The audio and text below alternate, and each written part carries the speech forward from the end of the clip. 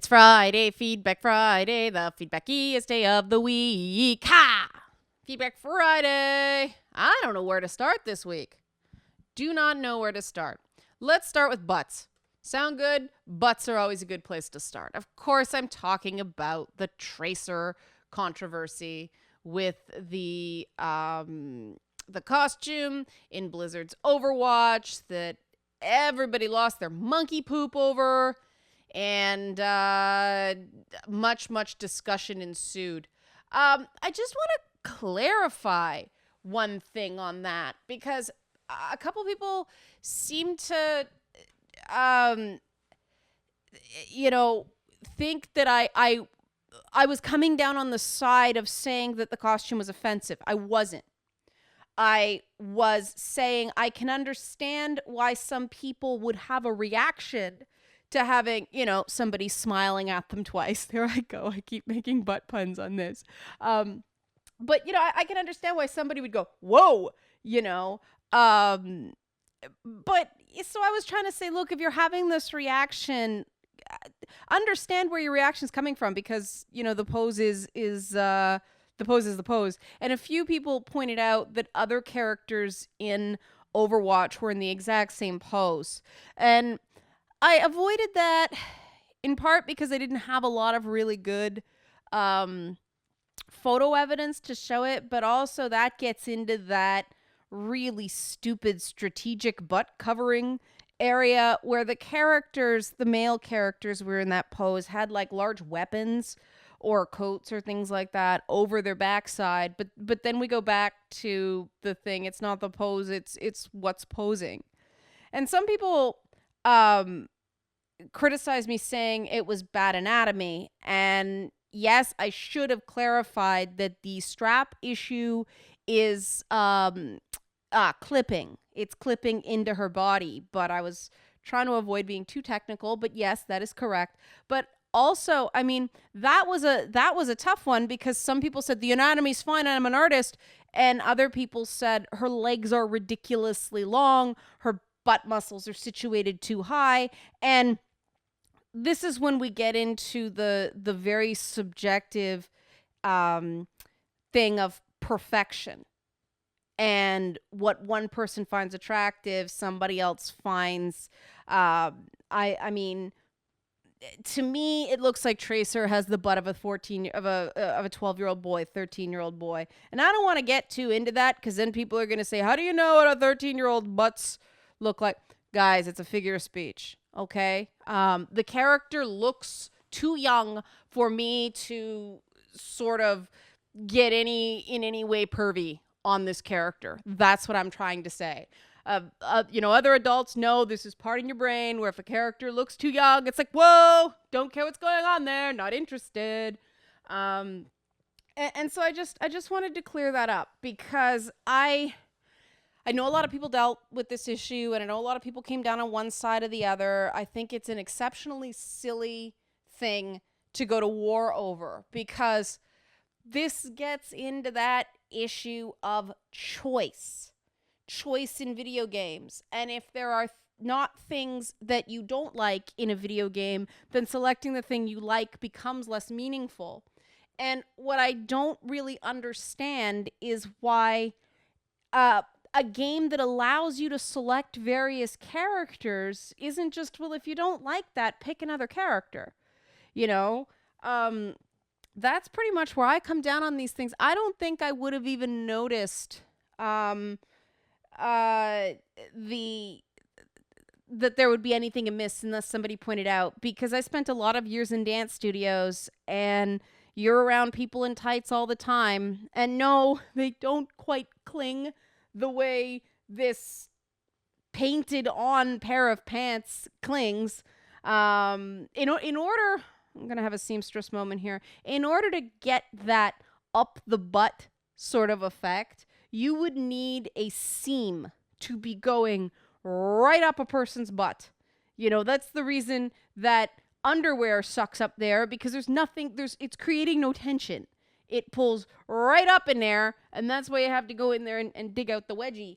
So, like, a pair of pants without a seam, and I don't see a seam there, would just stretch right across any tights, any, yoga pants, anything like that. They're not intended to suck in like there's a little mini black hole in her rectum. That's not how clothing works. And that's not a morality thing. That's not a judging whether it's decent or not. That's just the way, fabric moves. You don't want it up there. It's not comfortable.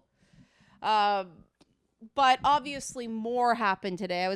This week. Sorry, I was very happy to see the April Ethereal interview getting some traffic and positive discussion. That was really cool because that was one of those ones that I went out and actively pursued. I don't have a ton of time to go out and spend a lot of time hunting down guests, but talking to a person who is a sex worker, and I don't even like that term. I mean, she's an escort, right? That's her job, and I guess it's the same thing, a drywaller, a welder, and a bricklayer are all construction workers. So I don't think there's anything really wrong with that. It just seems so, I don't know.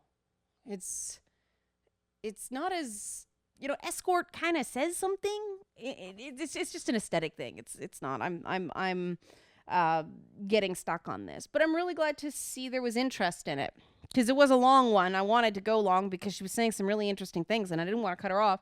And obviously, on this subject, I'm not going to limit myself to one voice. If there are other people, and not just women, male and female, want to come forward and talk about their experiences in a profession that video games deal with, I'd love to do stuff like this. This is the purpose of doing these series, is so we can actually collect some real stuff. And this is where we get into, the difference between journalism and research, is that with research, you're trying to get big numbers.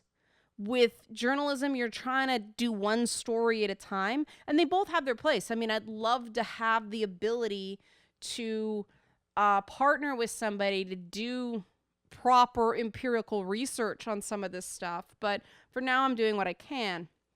And obviously, Thursday I talked about the sudden shift.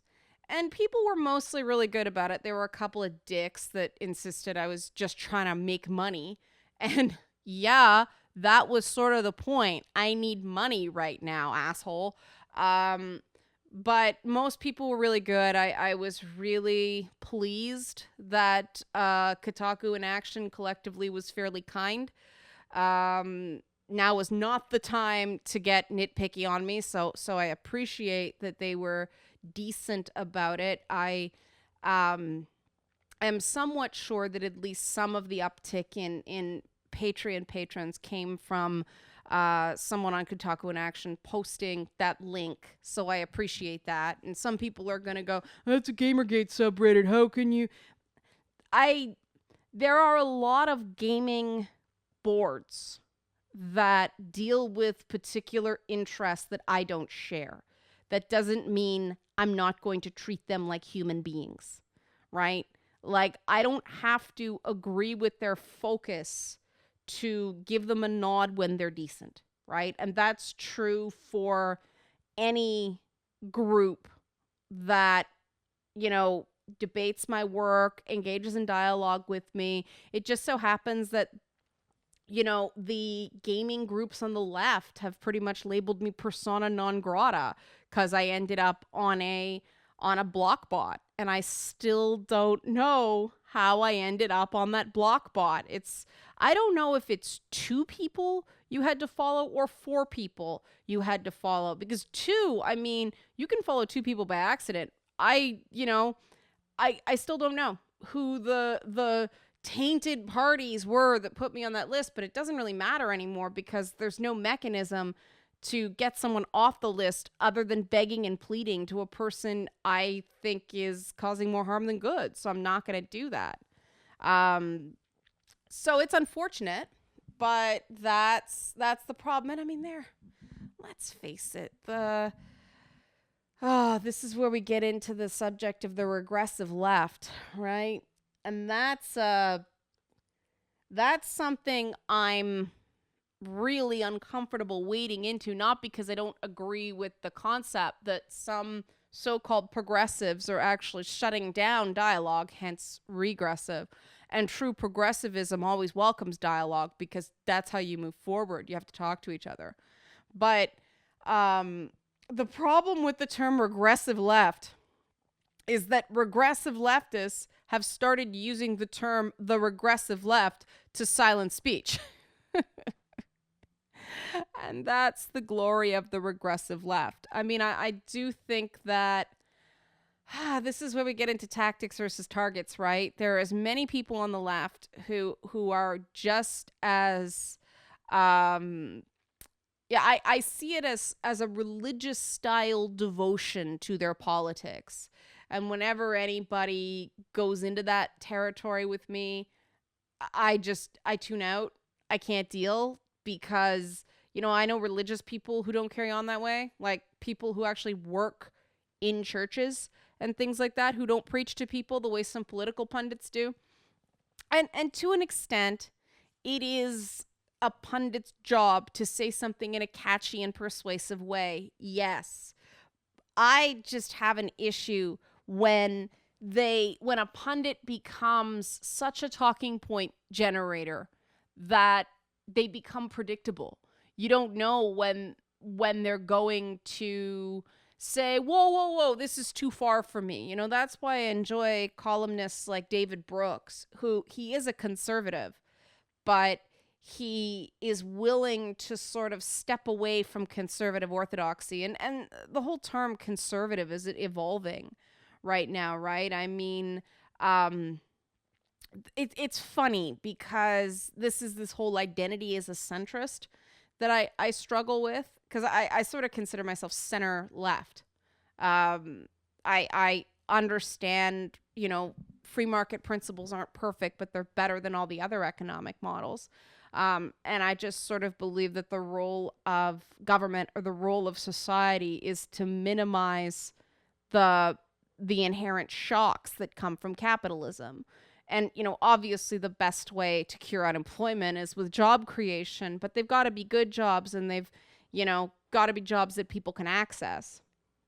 And right now, at least in the gaming industry, it's there's a lot of people out of work right now. And there's a lot of people who don't have an outlet like this that I have, that I built because I've been around the block to know enough that unemployment is a reality. It's going to be an eventuality because of it grows and it shrinks and it grows and it shrinks, and the companies themselves don't focus on sustainability. They focus on, quarter to quarter sort of thing, annual reports, things like that. And that has less to do with the capitalist structure and more how that business itself is oriented. And we're still learning how to we're still learning how to treat gaming like a creative business as opposed to just art or business. It doesn't have to be one or the other. And the difficult thing is, one of the biggest challenges in gaming is explaining both creative decisions and business decisions to the public. And I think a lot of game companies just don't bother. And this led to a lot of drama this week, and I'm hesitant to even get into this whole thing that happened at Nintendo with an employee being let go and claiming that it was because of Gamergate harassment. The problem with everybody weighing in on this thing is that no one knows what actually happened behind closed doors other than the parties involved, right? So we have to admit, the minute we step into this void, that it's speculation. No matter what way you come down, it is speculation. The only thing I really feel comfortable offering in this, because I don't know what happened, is just sort of the not sort of, it is. I don't want to qualify this. I'm just nervous weighing into this topic. My experience with Nintendo, and this is, as recently as the Fire Emblem Fates localization controversy. My experience with Nintendo is if they don't want to answer a question, they just don't answer the question. They play dumb. They have somebody say, "I don't know anything about this," and they leave it there. They don't make up an answer to appease you. They just don't answer the question. So for Nintendo to come out and actually say that it was because of, basically moonlighting, working another job, and that's a violation of contract. I have no reason not to believe Nintendo on that, because when they are trying to dodge a comment, or when they are trying to get out from under something, that isn't the tactic they tend to employ. That's all I can say. I don't know anything else about this issue. I do not religiously follow Gamergate related dust ups. Sometimes my area of interest intersects with that whole ongoing mess. The reason for that is I am a feminist analyst, and so obviously this checks are relevant to my interest box on both sides of that fight. And that really frustrates me, because that is the worst kind of identity politics. I happen to be, I don't even know what you'd call me. I am a capitalist feminist, I guess you'd say, because the reality is a lot of feminist thought is based on Marxism, just because the people who were the early feminist thinkers tended to be Marxist, and so that sort of went in there by osmosis. But I've seen what happens in communist countries, and I've seen how it gets held back. And I mean, I had friends in school who had come from Russia. They were Jewish kids whose families had fled the country because there were rumors of new pogroms. And so, they told us stories about what it was like there, and how the failed experiment that was the USSR went. And I just can't get on board with this idea that an economic model has anything to do with equality in any way. That doesn't mean I don't believe that there aren't serious social issues that we still have to address in the first world. And certainly the biggest issue, the one that I kind of focus on, because I feel like I'm the only one talking about this with any real experience as well as knowledge, is this idea that male sexuality is somehow evil, but female sexuality is tied up in this fallen woman paradigm, that men are predators, women are victims, and the minute a woman is seen to be at all sexual, it's, "Oh, you're a dirty whore," followed by, "Oh, you're a victim." And I mean, we've seen a lot of this outside of gaming, right? With, what's her name? Amanda Carpenter, the crusade that was accused of having an affair with him, and people just went rabid on her. So much for innocent until proven guilty, huh? So much for victim blaming. Like, the poor woman. There hasn't been a shred of evidence other than the National Enquirer story. And yes, the National Enquirer's got some things right, but, every newspaper gets things right and gets things wrong, and that's why newspapers are not courts of law, right? And I just feel terrible for the women. I mean, I feel terrible for Heidi Cruz. I even feel terrible for Donald Trump's wife getting dragged to this whole thing, even though it was her own husband who did it. It's all just, it's a sign of a problem that, does anybody care what Bill Clinton looks like? Not really, but of course, when Bill was running, Hillary's appearance was relevant. We have to admit, I mean, Bill is getting it with this ho ho ho cartoons of him baking cookies thing, and even the bless them, the headline feminists of The Guardian, they defended an article where it was like a pink background and Bill Clinton baking cookies, and it was supposed to be facetious and ironic. And yes, I get that, but sometimes there is still sexist thinking that goes into making that joke. And we shouldn't be associating pink and cookies inherently with, the office of First Lady, period. It's, people get pissed off whenever you say it's 2016 now, but people say that to mean it's not the 1950s anymore. Things have changed. We have to evolve our perspective on certain public roles, even when they're unpaid. It's not like that anymore.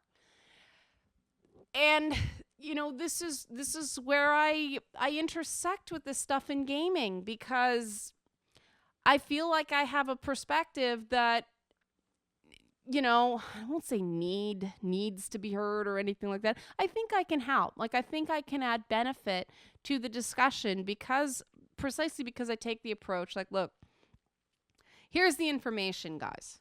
I'm going to give you a bit of perspective based on my point of view, but this is information for you guys to go in and do with it what you will. I'm not going to tell you what to think. Because, what tends to happen is that theory gets applied to real world things that we tend to have incomplete information, right? And so I am so hesitant to claim any sort of surety on something I wasn't directly involved in. I will say, here are some things I've noticed, like I did with the Nintendo thing. But I'm not going to tell you with certainty what I think happened. I don't know. I wasn't there. And people say, that's hedging. Well, yes, it is hedging, because I don't feel confident enough in the information I have to make an opinion. And I think you guys deserve better than that. And that, sort of brings me to the point of the video I made yesterday. And,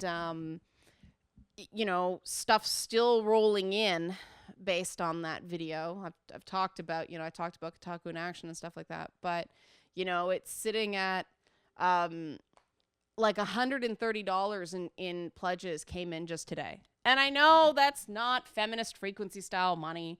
I know it's not even Brianna Wu level money, but it's better than I was doing this morning, right? And I'm really sick to death of this idea that if you're not doing as financially well as someone, you're not as valuable. And that's just not the case. I accept the fact that the people who benefit from what I say may not be the most financially well off. And I'm okay with that because, I grew up poor. I grew up in a lousy neighborhood. I was one of those people that didn't have a lot of money, but, the games I was able to buy from that $10 clearance bin at Towers back in the, Atari 2600 days and the old Intellivision games, those games were something I could play over and over and over again. Because you got to remember, when those consoles were in people's houses, this idea of DVDs, that you can watch movies over and over and over again. We didn't have a VCR in the house. We occasionally rented one of those top loading VHS machines. And I say VHS machines because that was the years that Beta was still around as a consumer product. And, this idea that now we have Netflix and on demand and all that stuff, content you can watch over and over and over again, that didn't exist in terms of movies. And it didn't exist at all in television shows unless you had a lot of money. And I remember when we got our first VCR, wow, that was cool. But that was much later than video games. I mean, I still remember renting a one of those top-down machines to watch The Empire Strikes Back. And then we saw Return to the Jedi in movie theaters. And that was a big deal back then. Going to the movies was a big deal because it was money. And I mean, those video games that, Christmas is like a poor kid's window into having a little bit more, because then there are people other than your parents that can get you stuff, you know? And so those, then I'd use my allowance, which was something like $2 a week back then, um, to save up. So it took me 5 weeks to buy a discount video game. But I played the snot out of that game, and where I'm going with this is I understand that people don't need to have disposable income to matter. When gaming was saving me from my real life situation, did I have the money to even give somebody $1 a month? No, because it took me 5 weeks to buy one game.